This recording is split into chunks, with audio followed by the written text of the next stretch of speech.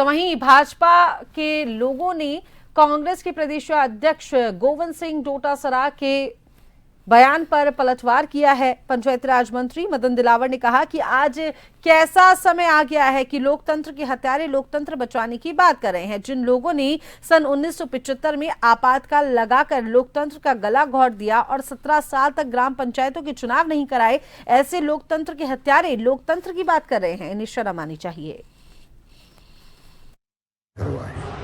देखिए, कोई भी आयोग बनता है और आयोग का काम पूर्ण नहीं होता है तो आयोग का कार्यकाल बढ़ाना एक विधिक प्रक्रिया है और उस विधिक प्रक्रिया के अंदर कार्यकाल बढ़ा है। निश्चित रूप से स्थानीय निकाय हो चाहे पंचायत राज के चुनाव हो, Bharatiya Janata party one state one election कराना चाह रही है और निश्चित रूप से ओबीसी आयोग का काम पूरा होते ही और चुनाव की घोषणा भी होगी और चुनाव भी होंगे। और जो कांग्रेस पार्टी के प्रदेश अध्यक्ष और नेता प्रतिपक्ष जिस तरीके के अहंकार की भाषा बोल रहे हैं कि भारतीय जनता पार्टी डर रही है, चुनाव नहीं कराना चाहती है, मैं उनको स्पष्ट करना चाहूंगा कि चुनाव भी होंगे और चुनाव का परिणाम भी बेहतरीन भारतीय जनता पार्टी के पक्ष में आएगा।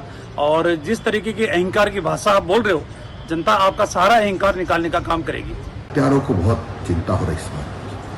सन 1975 में लोकतंत्र का गला घोंट दिया था, हत्या कर दी थी, संविधान को निलंबित कर दिया था, विधिवेता, राजनेता और सामाजिक कार्यकर्ताओं को जेलों में डाल दिया था।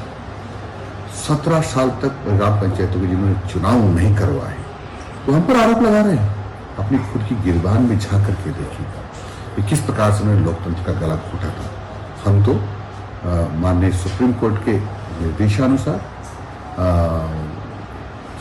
ओबीसी को पूरा आरक्षण देना चाहते हैं और इसलिए ओबीसी आयोग का जो गठन है वो जो भी रिपोर्ट देगा मंत्रिमंडल में जाएगी, मंत्रिमंडल विचार करेगा और उसके बाद निर्णय करेगा।